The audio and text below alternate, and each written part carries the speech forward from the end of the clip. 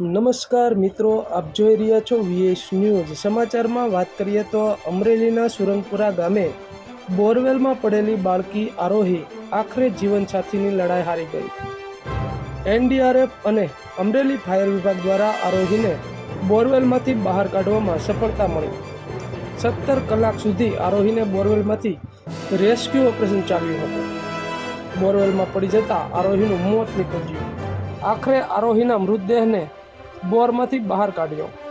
તબીબોએ આરોહીની તપાસ બાદ મૃત જાહેર કરી। સ્થાનિક તંત્ર અને અમરેલી ફાયર વિભાગ અને એનડીઆરએફની ટીમની સરાહનીય કામગીરી। તો આવા અવનવા સમાચારો જોવા માટે જોતા રહો વીએસ ન્યૂઝ।